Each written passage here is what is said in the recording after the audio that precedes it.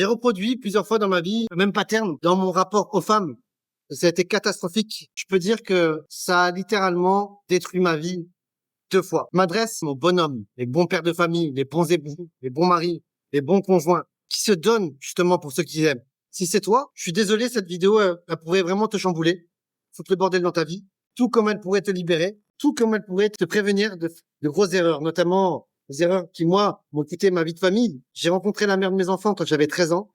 Je suis resté avec elle jusqu'à l'âge de 35 ans. On a eu 3 enfants ensemble, donc on a passé 21 ans ensemble. Les 2 tiers qui étaient absolument extraordinaires et les 8 dernières années où je me suis forcé pour les enfants. Parce que j'estime que c'est, quand t'as des enfants, c'est ça ce que tu fais. Puis, 1 an plus tard, j'ai rencontré une autre femme que j'ai mariée. On est resté 10 ans ensemble. J'ai vécu 10 années extraordinaires. Regarde dans mes autres vidéos si tu veux voir pourquoi on a divorcé. Et maintenant, je connais la vraie cause profonde de ce divorce. C'est la même que la séparation avec la mère de mes enfants. Perte de souveraineté dans ton foyer, perte de souveraineté dans ton couple. Je pense que j'ai même déjà perdu ma souveraineté également dans mes entreprises, notamment le plus gros de mes business qui a fait, je sais plus, c'est 12 ou 14 millions d'euros. En 3 ans, j'avais recruté, formé plus de 700 salariés en CDI. Tu vois, depuis 2003, j'ai fait plus de 20 millions d'euros de CA, de chiffre d'affaires pour mes associés et moi. Et j'ai pas 1 million sur mon compte en banque.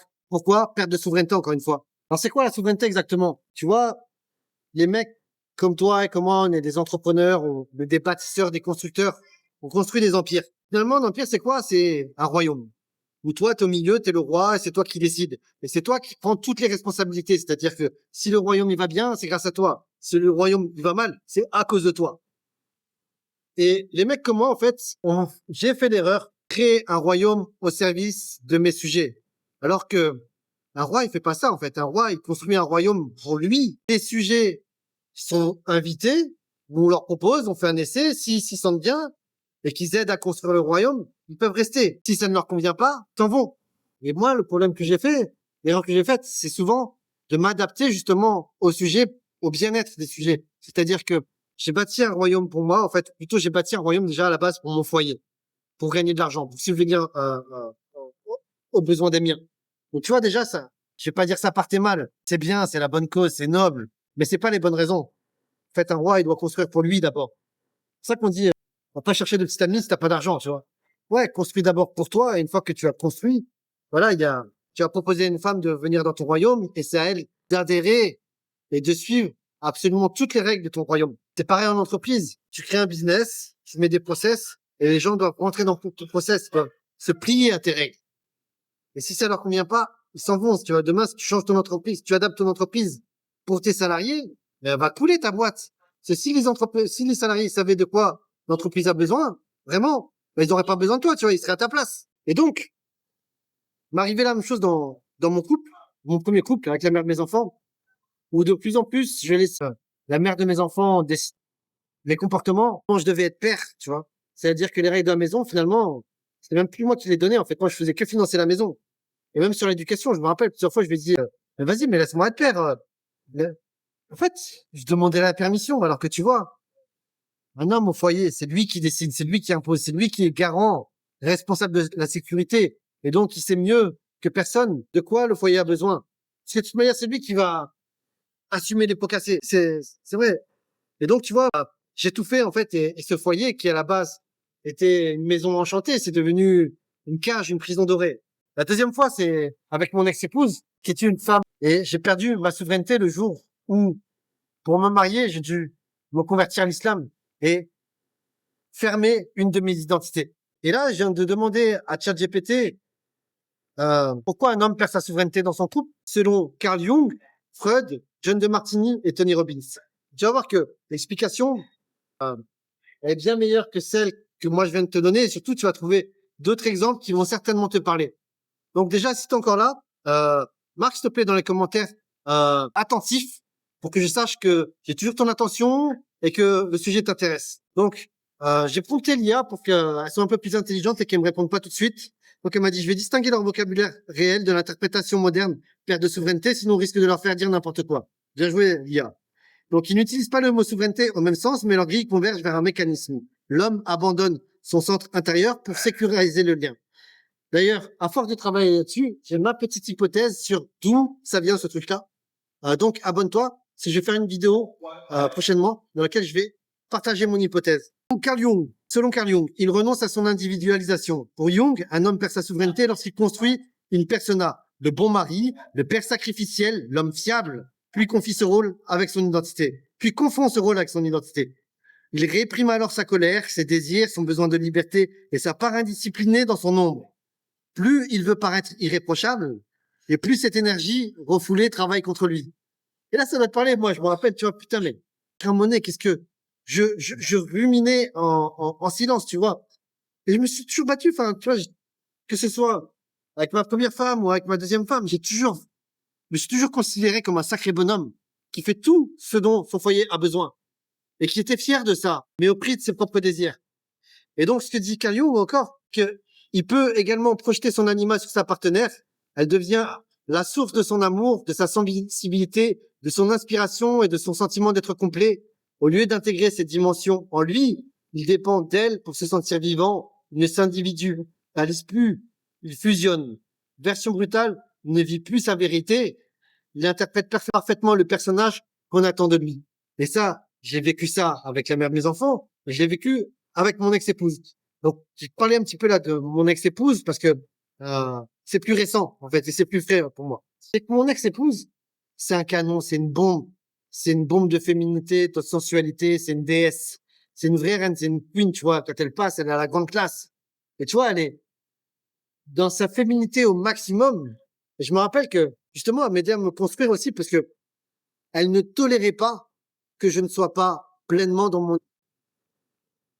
C'est-à-dire qu'elle ne tolérait pas du tout que je ne puisse pas euh, être 100% dans ma masculinité au maximum. Et donc, c'était bien, honnêtement. Moi, j'étais très content, j'étais très satisfait de ça parce que je me sentais fier, je me sentais bonhomme, je me sentais fort. Et c'est maintenant que je conscientise que c'était pas une bonne idée parce que tu vois, on a tous, selon Carl Jung, part de l'énergie féminine et masculine et on a besoin d'être équilibré dans les deux. Et ceux qui me suivent depuis longtemps ont pu voir que oui, j'étais vraiment dans la masculinité. Bah, en même temps, tu vois, j'étais marié avec une Marocaine. On habite au Maroc. C'est un peu patriarcal et c'est ok. Hein, attention, c'est pas un jugement. Je suis pas opposé. Je pense que c'est même plutôt bien. Mais tu vois, il y avait aucune place justement pour mon animus, ma part, ma partie sensible, créative. Tu vois, par exemple, j'ai l'oreille percée. Tu vois, un jour, j'ai voulu remettre ma boucle d'oreille et on m'a dit ah non non, il y a pas moyen. C'est les gays qui font ça, grosso modo. Hein. Et donc, bah, je l'ai suivi parce que je voulais plaire à mon épouse, tu vois. Et je suis pas très à l'aise parce que j'ai l'impression que, comme je dis, alors, je suis pas en train de dénigrer du tout, tu vois. J'ai vécu 10 ans exceptionnels avec elle. Mais en fait, tout ça, ça finit par me dérégler au fur et à mesure, tu vois. Et là, on voit, tu vois, je commence à mettre des accessoires, tout ça. Même j'ai remis ma boucle d'oreille. Et je me trouve un peu plus équilibré là-dedans. Je viens de racheter des instruments de musique, un clavier pour faire de la musique, pour réactiver ma créativité. D'ailleurs, ça m'est venu grâce à Sharon, mon voisin, qui m'a demandé de garder sa guitare quelques semaines. J'ai eu la guitare entre les mains, j'ai sorti quelques notes et ça m'a donné envie de faire de la musique. Donc, j'ai commandé ce que j'avais et c'est marrant parce que, tu vois, je pense, ça se sent aussi sur mon énergie, tu vois. Il y a de l'amusement qui revient. Chose que je m'étais complètement interdite à force de rester dans cette énergie masculine, éteignant complètement l'opposé, cette énergie féminine. Il y a Freud, lui, ça devient intéressant, Freud, qui est expert aussi dans la psychologie des enfants, plutôt de l'enfance, de notre enfance, qui va chercher tous nos traumas. Les adultes que nous sommes aujourd'hui dépendent des enfants qu'on a été. Et donc, Freud, il dit quoi? Il rejoue un ancien contrat d'amour. Et là, si tu t'es déjà intéressé à la psychologie, tout de suite, tu vas sentir le truc venir avec la maman. Dans une lecture freudienne, l'homme ne choisit pas seulement sa partenaire, il peut rejouer avec elle un scénario affectif ancien. Le contrat inconscient ressemble à ceci. Pour être aimé, je dois être sage, utile, rassurant et ne pas déranger. Sa partenaire finit symboliquement par occuper la place du parent d'où il cherche encore l'approbation. Il évite les conflits, réprime ses pulsions et accepte des choses contraires à lui-même pour ne pas risquer l'abandon. C'est la compulsion de répétition. Reproduire un scénario douloureux et familier dans l'espoir inconscient d'obtenir cette fois une fin différente. Version brutale, il ne dirige plus sa vie, il essaie encore de mériter l'amour. Et alors là, on va rentrer dans un cliché. Ma mère, elle va être dégoûtée quand elle va voir cette vidéo. Vraiment, désolé, t'inquiète pas. Le prends pas pour toi, je sais que tu as fait de ton mieux. Personne n'est parfait. Ma mère m'a donné beaucoup d'amour quand j'étais enfant. Inconsciemment, m'a aussi appris que j'étais digne de sa fierté seulement quand je rentrais dans ses critères. C'est-à-dire que Quand je faisais ce qu'elle me demande, quand je m'habillais comme elle avait envie, j'allais la voir à son travail, elle disait à tout le monde, elle me faisait passer par tous les services pour me montrer, regarde, t'es mon fils, ok, regarde comme il est beau. Et par contre, quand j'y allais en mode baggy, rappeur, ce qui, moi, me kiffait, c'était ça, moi, ce que j'étais vraiment. Là, si j'allais la voir, elle me montrer à personne. Grosso modo, elle disait, ah, mais, ah, viens pas me voir au boulot comme ça. Bah, je comprends, en fait, pour l'image du travail, c'est pas top. Mais ça, c'est l'exemple dont je me rappelle. Mais j'ai eu ça un petit peu c'est le plus parlant pour moi, mais c'est mon éducation qui était comme ça. Mais je pense que, en vérité, on est nombreux, tu vois, nos parents, ils projettent sur nous ce qu'ils estiment de bon, bon pour nous, selon leur propre référentiel. Mais leur propre référentiel n'est pas le nôtre. Et résultat, moi, j'ai intégré que quand la femme, elle me dit, sois rouge et transparent. Moi, je t'aime quand t'es rouge et transparent. Bah, qu'est-ce qu'il faisait, Rudy? Au lieu de porter du bleu, de devenir rouge et transparent, alors que le bleu, c'était sa véritable identité. Le bleu, c'était la tenue dans laquelle Rudy se sentait vivant. Et donc, voilà comment des hommes comme moi, c'était toujours là, on se retrouve à finalement nous soumettre au désirata des femmes qui nous entourent. Je vais te partager avec toi la version de John de Martini. Dis-lui, il inverse la hiérarchie de valeurs. Dans la grille de Martini, chaque individu agit selon une hiérarchie de valeurs qui lui est propre. L'homme perd son axe lorsqu'il place systématiquement les valeurs de sa partenaire au-dessus des siennes, la paix du couple au-dessus de son intégrité, les attentes familiales au-dessus de sa mission, l'image du foyer au-dessus de sa vérité. Il essaie alors de vivre selon une hiérarchie qui n'est pas la sienne. Il doit se discipliner artificiellement, se forcer, se motiver, et finit généralement par accumuler frustration et ressentiment. Version brutale, il admire tellement l'autre qu'il se minimise lui-même. Et c'est ça, en fait, quand tu es avec une femme que tu aimes vraiment. Parce que admirer quelqu'un, peut-être que, dites-moi si je me trompe, mais quand tu admires quelqu'un, enfin moi en tout cas, si j'admire quelqu'un, je peux pas m'empêcher de la piédestaliser parce que c'est ça qui fait que tu l'admires. Si on revient d'un point de vue sémantique, piédestaliser, c'est que tu vois quelqu'un sur un piédestal, donc en haut, au-dessus de toi. Et quand tu admires quelqu'un, en vérité, oui, il y a une autre approche, c'est, tu peux admirer quelqu'un d'en bas, tu peux admirer quelqu'un d'en haut, ou du même niveau. C'est marrant, tu vois, je viens d'apprendre quelque chose en faisant cette vidéo. Donc finalement, ces femmes qu'on admire, on n'est pas obligé de les piédestaliser, on peut les admirer d'en haut. Demain, ta petite fille fait un spectacle, tu vas l'admirer, mais tu vas l'admirer d'en haut, tu vas pas la piédestaliser. Quoique, dis-moi ce que tu en penses dans les commentaires. La version de Tony Robbins, tu vas voir que, donc là, je vous ai fait 4 exemples. Il y a la version Carl Jung, il y a Freud, numéro 3, il y a de Martini, et là, on arrive à la 4e vision, c'est celle de John de Martini, qui explique qu'on utilise le couple pour satisfaire nos besoins. Tony Robbins dirait que certains hommes utilisent principalement leur couple pour satisfaire 3 besoins. La certitude, qui permet d'éviter le chaos, la séparation et l'inconnu.